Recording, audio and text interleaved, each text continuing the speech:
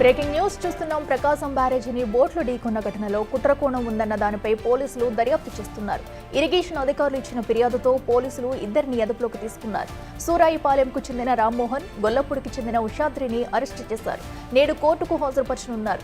అయితే పోలీసుల ప్రాథమిక దర్యాప్తులో కీలక విషయాలు బయటపడ్డాయి. 40 నుంచి 50 టన్నుల బరువున్న బోట్లు బ్యారేజీని ఢీకొట్టినట్టు గుర్తించారు. అందుకే అంత బలంగా ఉన్న బ్యారేజీ సైతం దెబ్బతిందని ఇరిగేషన్ అధికారులు చెబుతున్నారు.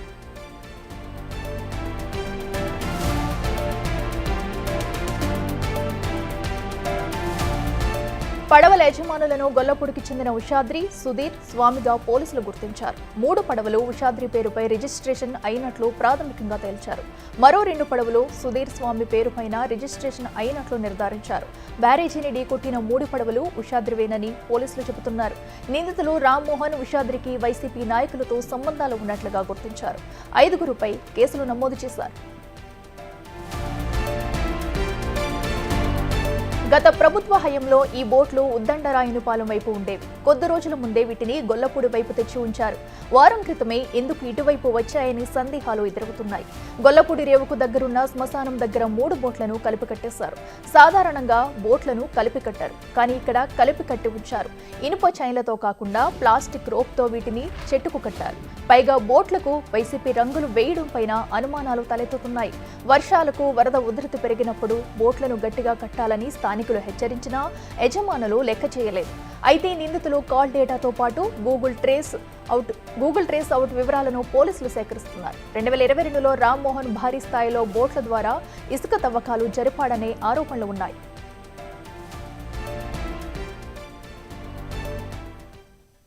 దగ్గర మీ అందరికీ తెలుసు, హైయెస్ట్ ఏదైతే 11,42,000 క్యూసిక్ల నీరు వచ్చి ప్రకాశం బ్యారేజీకి ఏదైతే ప్రమాదపు అంచులున్నటువంటి సమయంలో 5 పడవలు వచ్చి ఆ ప్రకాశం బ్యారేజీని ఢీకొనడం మరి కొంత అనుమానాలకి తావిస్తున్నటువంటి పరిస్థితి.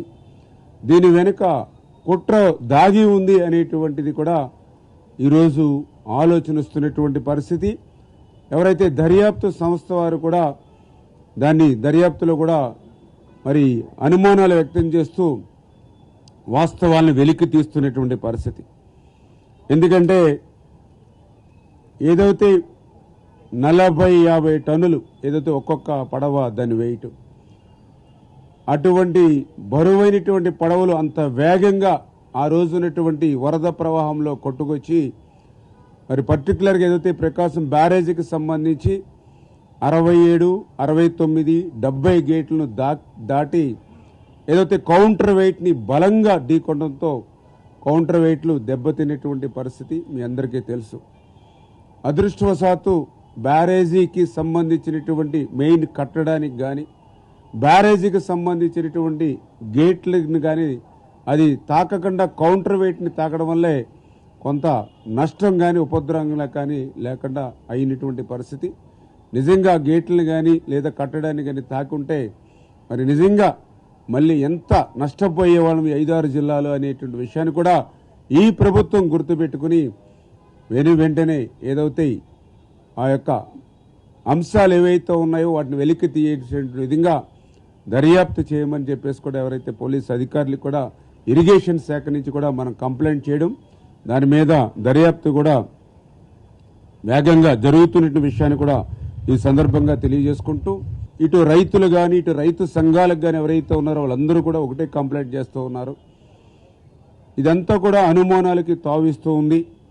ఎందుకంటే ఏదైతే ఇటు 40-50 టన్నుల బరువు కలిగినటువంటి ఏవైతే ఈ యొక్క బోట్స్ ఏవైతే ఉన్నాయో ఇవి జనరల్గా నది ఒడ్డున లంగర్ వేసుకుని మరి జాగ్రత్తలు పెట్టుకుంటూ ఉంటారు. లంగర్ పెట్టి జాగ్రత్త చేసుకోకుండా ఏ పడవకు ఆ పడవ లంగర్ పెట్టి జాగ్రత్త చేసుకోకుండా 3 బోట్స్ను కలిపి మరొకే ప్లాస్టిక్ వైర్కి కట్టేటువంటి ఏదైతే ఉందో ఖచ్చితంగా ఇదేనా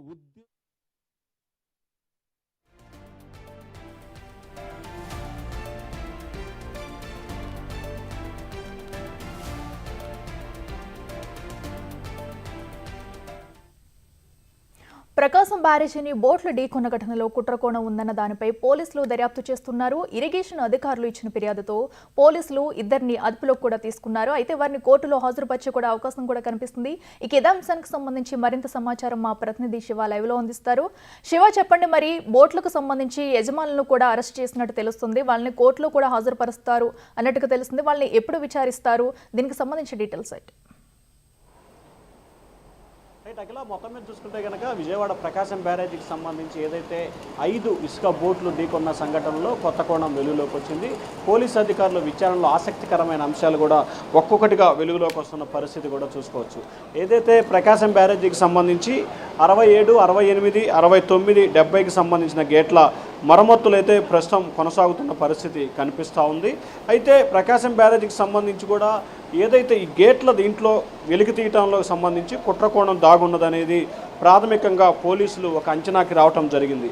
అయితే దీంట్లో పలువురు వైఎస్ఆర్సీపీ నేతల పాత్ర కీలకంగా ఉన్నట్లు కూడా అధికారులు గుర్తించినట్లు తెలుస్తూ ఉంది. అయితే ఎందుకు ఇది చేయాల్సి వచ్చింది, దీంట్లో ఏదైనా కారణం ఏముందా అనే దానికి సంబంధించి కూడా విచారణ చేస్తున్నారు ప్రస్తుతం పోలీసులు. ఏదైతే వైఎస్ఆర్సీపీ కీలక నేత, ముఖ్యమంత్రి program committee chairman MLC Talasila Raghuram, మాజీ ఎంపీ నందిగం సురేష్ బంధువులు, దీంట్లో అనుచరులు బంధువులు ఉన్నట్లు కూడా తెలుస్తూ ఉంది.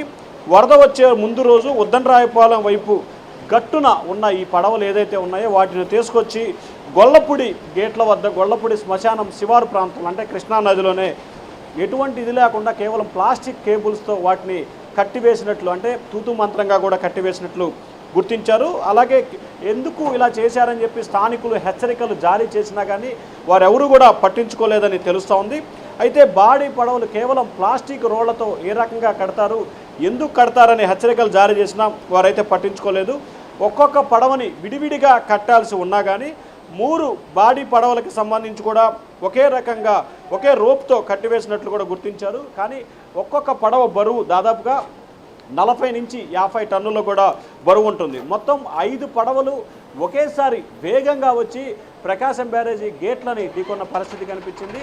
కానీ ఆ గేట్లని ఢీకొన్న సమయంలో అదృష్టవశాత్తు అది కేవలం ఏదైతే కౌంటర్ బీమ్కు మాత్రమే తగిలింది.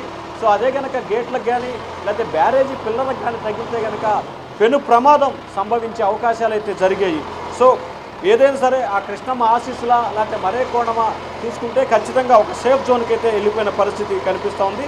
బ్యారేజీ పిల్లలకు తగరలేదు కాబట్టి చాలా సేఫ్గా వెళ్ళిపోయింది. లేకపోతే విజయవాడ దాదాపుగా 4 జిల్లాలు చాలా ఇబ్బందులు పాలయ్యే పరిస్థితి. అయితే వైఎస్ఆర్సీపీ ఎమ్మెల్సీ తలశీల రఘురాం, మాజీ ఎంపీ నందిగం సురేష్ అనుచరులు బంధువులు దీంట్లో కీలకమైన పాత్ర పోషించినట్లు కూడా ప్రాథమికంగా పోలీసులు విచారణలో తేలింది. ఇప్పటికే ఇద్దరిని అదుపులో తీసుకొని పోలీసులు విచారణ చేపట్టారు. మరికొద్ది సేపట్లోనే వారిద్దరిని కూడా కోర్టులో హాజరుపరిచే అవకాశాలు కనిపిస్తున్నాయి. వారి కాల్ డేటా, అలాగే గూగుల్ అవుట్లెట్ అంటే వారు అసలు ఏ రోజు ఎక్కడెక్కడ ఉన్నారు అనే దానికి సంబంధించి కూడా డేటా వస్తుంది. ఆ డేటాని కూడా తీసుకొని ఎవరెవరు ఎక్కడెక్కడ ఉన్నారు, అలాగే ఏదైతే బోట్లో ప్రమాదం జరగడానికి ముందు రోజు, ఆ రోజు, తర్వాత రోజు, దానికి ముందు రోజు అంటే వరుసన 4 రోజుల పాటు ఎవరెవరితో వీరు మాట్లాడారు, ఎవరెవరు వీరితో టచ్లో ఉన్నారు అనే దానికి సంబంధించి కూడా పోలీసులు విచారణ చేస్తున్నట్టు తెలుస్తూ ఉంది. ఈ విచారణలో ఇప్పటికే పలు ఆసక్తికరమైన అంశాలు చోటు చేసుకుంది. 2020-22లో భారీ స్థాయిలో వైఎస్ఆర్సీపీకి సంబంధించిన నేతలు ఎవరైతే ఈ స్వామి వీరంతా ఉన్నారో వీరంతా కలిసి ఇసుకని భారీ స్థాయిలో కూడా అక్రమంగా తవ్వకాలు నిర్వహించినట్లు కూడా పోలీసులు విచారణలో వెల్లడైంది. సో ఈ నేపథ్యంలోనే వీరి పాత్ర ఇంకా ఏ స్థాయిలో ఉంది, ఏ రకంగా ఉంది అనే దానికి సంబంధించి కూడా లోతుగా దర్యాప్తు అయితే జరుపుతూ ఉన్నారు. కానీ ఇటువంటి విపత్కరమైన పరిస్థితుల సమయంలో కూడా రాజకీయాలకి తావివ్వటం పట్ల పూర్తి స్థాయిలో కూడా అధికారులు అయితే వీరి తీరు పట్ల కొంత అసంతృప్తి అయితే వ్యక్తం చేస్తున్న పరిస్థితి కనిపిస్తూ ఉంది. ఎందుకు ఇట్లా చేయాల్సి వచ్చింది, దీనికి ప్రధానమైన కారణం ఏంటి, వేరే రకమైన కారణం ఏమన్నా ఉందా అనే దానికి సంబంధించి కూడా అధికారులు అయితే విచారణ చేస్తున్నారు. కానీ పోలీసు అధికారులు విచారణ చేసే కొద్దీ పలు రకాల ఆసక్తికరమైన అంశాలు ఒక్కొక్కటిగా వెలుగులోకి వస్తున్నాయి. మొదట వాటంతటా అవే వచ్చాయని చెప్పి కూడా అందరూ భావించారు. కానీ ఇరిగేషన్ శాఖ ఇచ్చిన సూచన మేరకు పోలీసులు కేసు నమోదు చేయటం, వారు ఇచ్చిన ఫిర్యాదులో పలు ఆసక్తికరమైన అంశాలు వెలుగులోకి రావటం, తద్వారా దీంట్లో కుట్ర కోణం దాగి ఉందనేది స్పష్టమైన సమాచారం రావడంతో ఇక విచారణని వేగవంతం చేశారు. అయితే వీరి వెనక ఎవరున్నారు, ఎవరి ప్రోద్బలంతో ఇది జరిగింది అనే దానికి సంబంధించి కూడా ఇంకా విచారణ అయితే జరుగుతూ ఉంది. మరి ఇప్పటికే ఇంకా ఎవరెవరు ఉన్నారు దీంట్లో, వైఎస్ఆర్సీపీకి సంబంధించిన కీలకమైన నేతలు ఎవరైనా ఉన్నారా లేరా అనే దానికి సంబంధించి కూడా విచారణలో పోలీసులు విచారణ చేపడుతున్నట్లు కూడా తెలుస్తూ ఉంది. సో ఆ విచారణలో పలు ఆసక్తికరమైన అంశాలు ఒక్కొక్కటిగా వెలుగులోకి వస్తున్న పరిస్థితి అయితే కనిపిస్తూ ఉంది. ఇప్పటికే ఇంకా ప్రస్తుతం ప్రకాశం బ్యారేజీలో మొత్తం 5 పడవలకి 3 పడవలు ఇక్కడే ఉన్నాయి. ఒక పడవ మునిగిపోయింది, ఇంకొక పడవ కొట్టుకొని పోయింది. మనం చూసుకోవచ్చు కింద ప్రకాశం బ్యారేజీ గేట్ల దగ్గర ఒక పడవ కూడా ఉంది. సో ఇవన్నీ కూడా దీంట్లో చాలా లోతుగా కుట్రకోణం ఉందనే అనుమానాన్ని మొత్తానికి పోలీసులు అయితే ఐడెంటిఫికేషన్ చేశారు. ఎవరెవరి పాత్ర ఉంది, ఎవరెవరి డైరెక్షన్ ఉంది అనే దానికి సంబంధించి కూడా కీలకమైన సమాచారాన్ని విజయవాడ 1 టౌన్ పోలీసులు అయితే సేకరిస్తున్నారు. ఖచ్చితంగా దీంట్లో వైఎస్ఆర్సీపీకి సంబంధించిన కొంతమంది వ్యక్తుల పాత్ర ఉన్నట్లు కూడా పోలీసు అధికారులు అయితే ప్రాథమిక విచారణలో తేల్చడం జరిగింది. ఇప్పుడు ఎవరినైతే ఇద్దరిని అదుపులో తీసుకొని విచారణ చేస్తున్నారో వారి కాల్ డేటా సేకరిస్తే మరికొంతమంది పేర్లు దీంట్లోకి వచ్చే అవకాశం ఉన్నట్లు కూడా పోలీసు అధికారులు భావిస్తూ ఉన్నారు. మాజీ ఎంపీ నందిగాం సురేష్, ఆయన బంధువులు, అలాగే వైఎస్ఆర్సీపీ ఎమ్మెల్సీ తలశీల రఘురాం, ఆయన అనుచరులు, వీరిద్దరి సంబంధించి దీంట్లో చాలా పాత్ర ఉందని కూడా తెలుస్తూ ఉంది. అయితే వీరిద్దరి పాత్రే ఉందా, వీరిద్దరితో పాటు ఇంకెవరికైనా పాత్ర ఉందా అనే దానికి సంబంధించి కూడా పోలీసులు విచారణ చేస్తారు. ఇప్పటికే తలశీల రఘురాం, నందిగాం సురేష్ వీరిద్దరు కూడా తెలుగుదేశం పార్టీ కేంద్ర కార్యాలయం దాడి కేసులో ప్రస్తుతం ఒక తలశీల రఘురాం అయితే పరారులో ఉన్నారు. అలాగే నందిగాం సురేష్ అయితే 2 రోజుల క్రితమే పోలీసులు అరెస్ట్ చేయడం జరిగింది. Akhila. Right Shiva, thank you.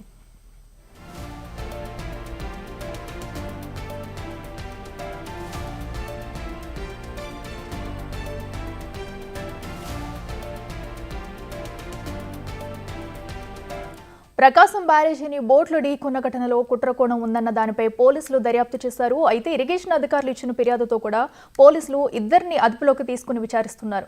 ఇక సూరాయిపాలెంకు చెందిన రామ్మోహన్, గుల్లపొడికి చెందిన ఉషాద్రిని కూడా అరెస్టు చేసి పోలీసులు విచారిస్తున్నారు. అలాగే వారిని నేడు కోర్టులో కూడా హాజరుపరచనున్నారు. అయితే పోలీసుల ప్రాథమిక దర్యాప్తులో కీలక విషయాలు కూడా బయటపడుతున్నాయి. ఈ బోట్లకు సంబంధించి 40 నుంచి 50 టన్నుల బరువున్న బోట్లు బ్యారేజీని ఢీ కొట్టినట్టుగా కూడా పోలీసులు గుర్తించారు. అయితే అంత బలంగా ఉన్న బ్యారేజీ సైతం దెబ్బతిందని, ఇవి ఇంత వెయిట్ ఉండడం వల్లే అవి బ్యారేజ్ అయితే దెబ్బతిన్నట్లుగా కూడా అధికారులు తెలుపుతున్నారు.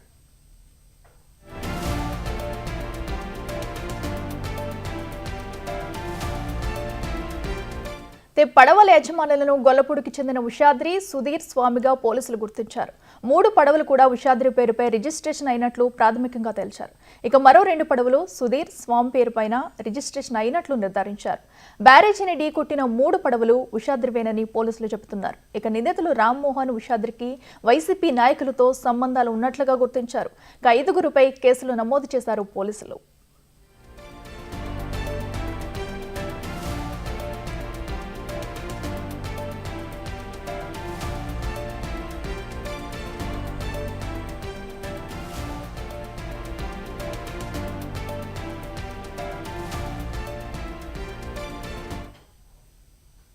ఇదే అంశానికి సంబంధించి మరింత సమాచారం మా ప్రతినిధి మల్లికార్జున విజయవాడ నుంచి లైవ్ లో అందిస్తారు. మల్లికార్జున, చెప్పండి, మరి ఇప్పుడు ప్రకాశం బ్యారేజ్ని ఢీకొన్న బోట్లు కుట్ర అయితే ఈ ఘటన మొత్తం కూడా కుట్రపూరితంగానే జరిగిందన్న కోణంలో అయితే పోలీసులు దర్యాప్తు చేస్తున్నారా? అలాగే ఇద్దరిని కూడా అరెస్ట్ చేసినట్టు తెలుస్తుంది. మరి మొత్తంగా చూసుకుంటే ఆ ఇద్దరు కూడా వైసీపీ నేతలతో సంబంధంలో ఉన్నాయి, వాళ్ళ బంధువులు అన్నట్టుగా చెప్తున్నారు. అసలు డీటెయిల్స్ ఏంటి?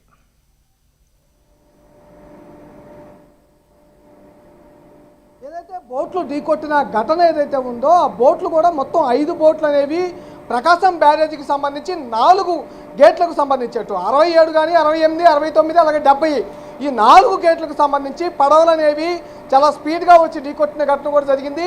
దీంట్లో 40 టన్నుల నుంచి 50 టన్నుల వరకు కూడా ఒక బోటు వెయిట్ ఉంటుంది. ఇప్పుడు ఎక్కడైతే అసలు ఆ బోట్లు వచ్చాయో అక్కడ మనం ప్రస్తుతం ఉన్నాము. మనం చూసుకోవచ్చు ఈ బోట్లు మొత్తం కూడా ఇక్కడ డెజర్స్కి అంటే నదీ గర్భంలో ఇసుకను తీసుకువచ్చి బయట ఇటు ఏదైతే బయట అప్లోడ్ చేయడానికి తీసుకొస్తూ ఉంటారు వెహికల్స్కి. ఇవి గతంలో ఉద్దండరాయనిపాలెం సైడు ఉన్నట్టుగా కూడా చెప్తా ఉన్నారు. అక్కడి నుంచి ఇటు సైడు వారం క్రితమే వచ్చినట్టుగా కూడా చెప్తా ఉన్నారు. చాలా ఎక్కువగానే బోట్లు అనేవి ఇక్కడ పార్క్ చేసిన పరిస్థితి కూడా కనిపిస్తూ ఉంది. ప్రస్తుతం వరద ఉధృతి అనేది తగ్గింది కాబట్టి ఇప్పుడు ఈ బోట్లు మనకి క్లియర్గా కనిపిస్తున్న పరిస్థితి కూడా ఉంది. కానీ గతంలో ఇటు వరద అనేది మొన్న 11 లక్షలకు పైగా వరద అనేది ఇటు రావడం జరిగింది. ఇక్కడ బోట్లు అనేవి ఒక్కసారి అంటే 3 బోట్లు కలిపి ఒకే ప్రాంతంలో కట్టేసినట్టు కూడా చెప్తా ఉన్నారు, ఒకే దానికి కట్టేసినట్టు కూడా చెప్తా ఉన్నారు. ఇక్కడ ఉన్న కొంతమంది బోటుదారులు కూడా అక్కడ ఆ సమయంలో ఎవరైతే ఇప్పుడు అదుపులోకి తీసుకున్నారో అతన్ని రామ్మోహన్, అతనేమో ఎవరైతే వైసీపీకి జగన్మోహన్ రెడ్డికి అత్యంత సన్నిహితుడిగా ఉన్న తలసాని రఘురాం మేనల్లుడిగా కూడా చెప్తా ఉన్నారు. అతనితో ఈ బోటు యజమాని ఎవరైతే ఉన్నారో ఉషాద్రి, అతని పేరు మీద మొత్తం అతనికి 5 బోట్లు ఉన్నాయి. అందులో 3 బోట్లు ఇప్పుడు హెవీగా ఏదైతే ఢీకొట్టాయో ఆ 3 బోట్లు ఢీకొట్టిన 3 బోట్లు కూడా అతని పేరు మీదే, ఉషాద్రి పేరు మీదే ఉండటం జరిగింది. ఈ 3 బోట్లు వెళ్ళి అక్కడ ఢీకొట్టిన దాంట్లో అతని పేరు కూడా ఉంది కాబట్టి అతను వాళ్ళ ఫ్రెండ్ రామ్మోహన్ ఇద్దరు కూడా గతంలో 2019 నుంచి 2024 ఈ 5 సంవత్సరాల పాటు కూడా ఈ పడవలు ఏదైతే అతని పేరు మీద ఉన్న పడవలు కానీ మిగతా పడవలు కానీ వీటిని డెడ్జెస్ కూడా ఉపయోగించినట్టు చెప్తా ఉన్నారు. గతంలో కూడా రామ్మోహన్ మీద చాలా కేసులు ఉన్నాయని చెప్తా ఉన్నారు, చాలా ఆరోపణలు ఉన్నాయని చెప్తా ఉన్నారు. అక్రమంగా ఇటు ఇసుకలు కూడా తీస్తున్నారనే ఆరోపణలు కూడా పెద్ద ఎత్తున గతంలో రామ్మోహన్ కూడా వినిపించిన పరిస్థితి కూడా కనిపించింది. ఇవన్నీ అటు ఏదైతే మనకు రాజధాని కనిపిస్తూ ఉందో రాజధాని ఏరియా ఉద్దండరాయని పాలనలో కూడా ఇవన్నీ పనిచేసాయని కూడా చెప్తా ఉన్నారు. 5 సంవత్సరాల కాలంలో పూర్తిగా అక్కడున్న మాజీ ఎంపీ బాపట్ల మాజీ ఎంపీ నందిగాం సురేష్ ఉద్దండరాయని పాలనలోనే ఉంటారు.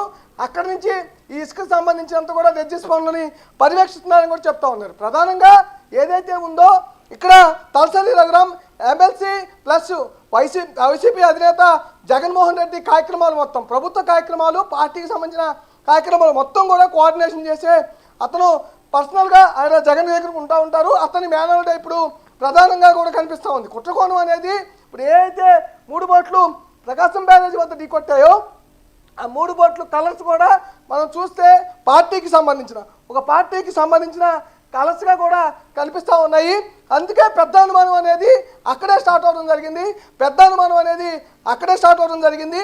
ఆ అనుమానంతోనే ఇరిగేషన్ శాఖ అధికారులు అయితే ఫిర్యాదు చేయడం జరిగింది. ఫిర్యాదును అందుకున్న పోలీసులు అయితే దీన్ని కేసును అయితే దర్యాప్తు అయితే ముమ్మరంగా కొనసాగిస్తూ ఉన్నారు.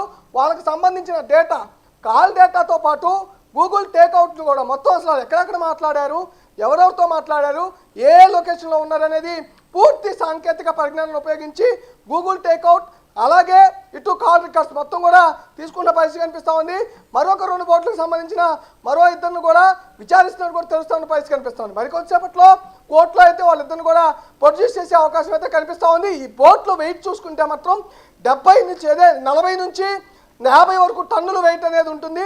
ఇది బలంగా ఢీకొడితే చాలా డ్యామేజ్ అనేది ఎక్కువగా జరుగుతుంది. ఎందుకంటే ముఖ్యమంత్రి చంద్రబాబు నాయుడు కూడా స్వయంగా అవి ఏవైతే ఉన్నాయో కౌంటర్ వెయిట్స్ వాటిని ఢీకొట్టినాయి కాబట్టి సరిపోయింది.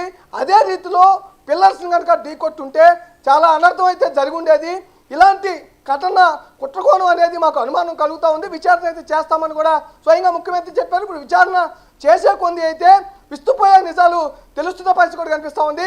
గతంలో వైసీపీ వాళ్ళ ఆధ్వర్యంలో ఉన్న బోట్స్ అన్నీ కూడా ఇప్పుడు ప్రమాదానికి కారణమైతే కూడా తెలుస్తూ ఉంది.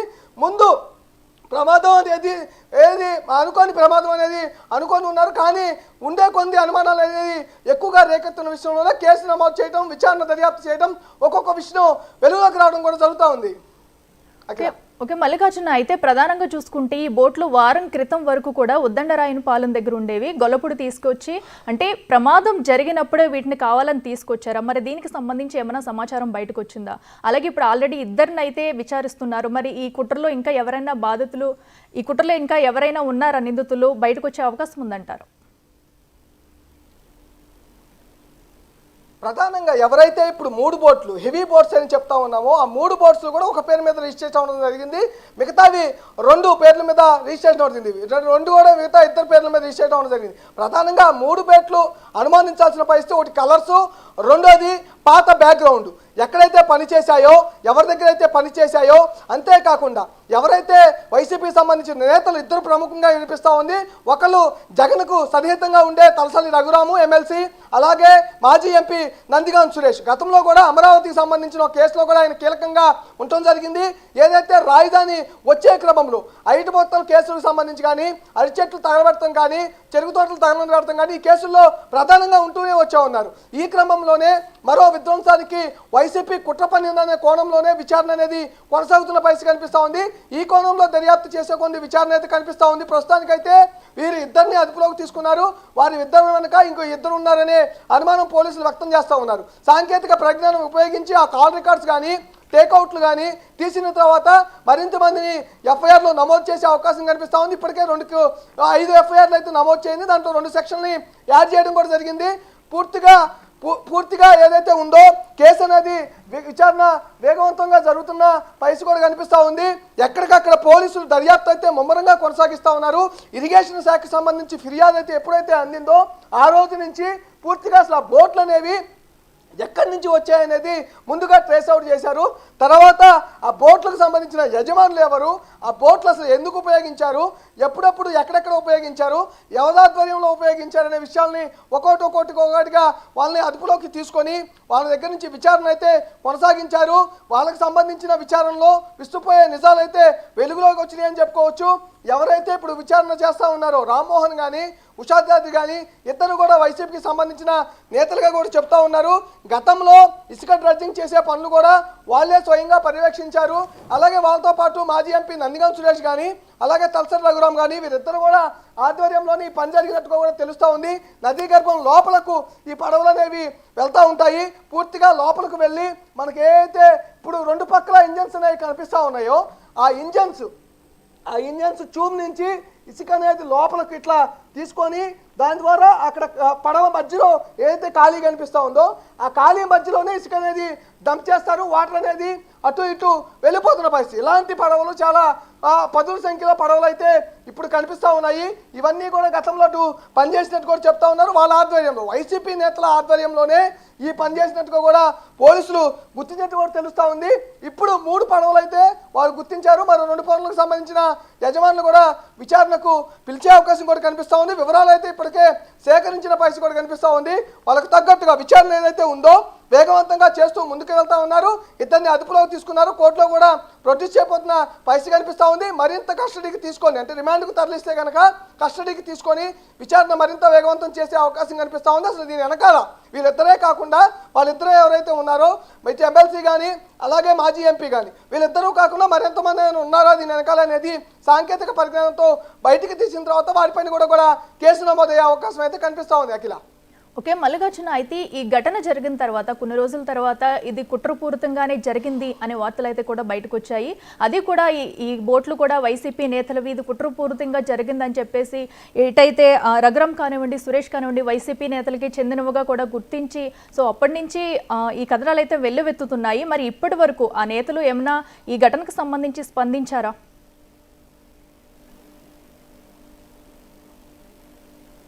ప్రస్తుతం ఇద్దరు నేతలు ఎవరైతే ఉన్నారో మాజీ ఎంపీ ప్రస్తుతం జైల్లో కస్టడీలో కూడా ఉన్నారు, జైల్లో రిమాండ్లో ఉన్నారు. ప్రధానంగా ఏదైతే కేసు ఉందో టీడీపీకి సంబంధించి ఆఫీసు ధ్వంసం కేసులో కూడా ఆయన్ని అదుపులోకి తీసుకున్నారు. మంగళగిరి కోర్టులో ప్రొడ్యూస్ చేయడం జరిగింది.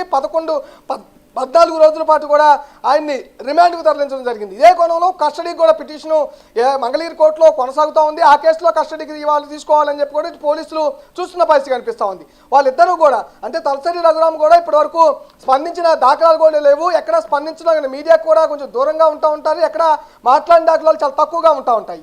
ఇతను ఎక్కువగా కూడా వైసీపీ అధినేత జగన్మోహన్ రెడ్డి పక్కనే ఉంటారు. జగన్మోహన్ రెడ్డికి సంబంధించిన పూర్తి పర్యటన గవర్నమెంట్లో ఉన్నప్పుడు కానీ ఇటు పార్టీకి సంబంధించిన పర్యటనలు కానీ పూర్తిగా జగన్ ఎక్కడికి వెళ్తారు, ఎక్కడికి వస్తారు, ఆ పర్యటనకు సంబంధించి ఏర్పాట్లు ఏ విధంగా చూడాలి, ఏ విధంగా చేస్తారు, దానికి సంబంధించిన అన్నీ కూడా అతను చూస్తూ ఉంటారు. తలసరి రఘురామ్ చూస్తున్న పరిస్థితి ఉంటుంది. వీళ్ళిద్దరూ కూడా స్పందించిన దాఖలాలో ఒకళ్ళేమో జైల్లో ఉన్నారు, మరొకరేమో పార్టీ ఆఫీసుల్లో కానీ అటున్న పరిస్థితి కనిపిస్తూ ఉంది. వీళ్ళిద్దరూ కూడా ఎవరు ఇప్పటివరకు అయితే స్పందించిన దాఖలాలు అయితే లేవు. ప్రస్తుతం పోలీసులు అయితే వాళ్ళని కూడా విచారించే అవకాశం అయితే ఉందని కూడా చెప్పుకోవచ్చు. ఎందుకంటే వీళ్ళిద్దరూ ఇప్పుడు ఎవరైతే అదుపులోకి తీసుకున్నారో వాళ్ళిద్దరు పరిచయం ఉన్నట్టుగా కూడా పోలీసులు ఒక అంచనా వేస్తూ ఉన్నారు. వాళ్ళ దగ్గర నుంచి సాంకేతికంగా పరిజ్ఞానంతో అవన్నీ తీసుకున్న తర్వాత వారికి కూడా నోటీసులు జారీ చేసి కస్టడీలోకి తీసుకునే అవకాశం. ఎందుకంటే రిమాండ్లో ఉన్న అధికారిని కస్టడీకి తీసుకోవాలంటే కోర్టు పర్మిషన్తోనే అటున్న మాజీ ఎంపీని కూడా తీసుకునే అవకాశం ఉంది. కాబట్టి కస్టడీ పిటిషన్ అయితే మంగళగిరి కోర్టులో వాళ్ళు వేసే అవకాశం ఉంది. లేకపోతే ఇటు తలసరి రఘురామకు నోటీసులు ఇచ్చి పిలిచి విచారించే అవకాశం అయితే కనిపిస్తూ ఉంది. ఓకే మల్లికార్జున, అయితే ఇప్పుడైతే ప్రస్తుతం విచారణ రామ్మోహన్ అండ్ అలాగే విషాద్రిని కూడా అదుపులోకి తీసుకుని విచారిస్తున్నట్టు తెలుస్తుంది. అలాగే కోర్టులో కూడా హాజరుపరిచే అవకాశం ఉన్నట్టు తెలుస్తుంది. మరి విచారణ ఎప్పటిలోగా పూర్తి అయ్యే అవకాశం ఉంది? అంటే నిన్న సాయంత్రం అయితే వీళ్ళిద్దరిని కూడా అదుపులోకి తీసుకున్న పరిస్థితి కూడా కనిపిస్తూ ఉంది. వారి దగ్గర నుంచి కూడా సమాచారం అనేది సేకరించినట్టు కూడా తెలుస్తూ ఉంది. అసలు బోట్లు అనేవి ఎప్పటి నుంచి వారి దగ్గర ఉన్నాయి, అలాగే ఎవరు ఈ బోట్లను నడుపుతూ ఉన్నారు, ఎవరి పేరు మీద రిజిస్ట్రేషన్ ఉన్నాయి, అలాగే వీటి వెనకాల అసలు మీరు ఎక్కడ ఉన్నారు, ఏ సమయంలో ఎక్కడ ఉన్నారు, అవన్నిటినీ కూడా మాన్యువల్గా వాళ్ళ దగ్గర నుంచి కొంత సమాచారం అయితే రాబట్టుకున్నట్టు కూడా తెలుస్తూ ఉంది. వారి ఇద్దరి దగ్గర నుంచి సమాచారం రాబట్టుకున్న తర్వాత రిమాండ్ రిపోర్ట్ను కూడా పోలీసులు సిద్ధం చేస్తూ ఉన్నారు. దాంతోపాటు మెడికల్ టెస్టులు కూడా నిర్వహించబోతూ ఉన్నారు. ఇవన్నీ నిర్వహించిన తర్వాత కోర్టులో ప్రొడ్యూస్ చేసే అవకాశం, వాళ్ళైతే కోర్టులో ప్రొడ్యూస్ చేసే అవకాశం ఎక్కువగా కనిపిస్తూ ఉంది. కోర్టులో ప్రొడ్యూస్ చేసిన తర్వాత అదే వాదనల ప్రకారం రిమాండ్కి అయితే తరలించే అవకాశం కనిపిస్తూ ఉంది. తరలించిన తర్వాత మళ్ళీ కస్టడీ పిటిషన్ వేసి కస్టడీకి తీసుకునే అవకాశం కూడా కనిపిస్తూ ఉంది. ఈ రోజు అయితే వాళ్ళిద్దరిని కోర్టులో కూడా ప్రొడ్యూస్ చేసే అవకాశం అయితే కనిపిస్తూ ఉంది. Akhila. Right Mallikarjuna, thank you.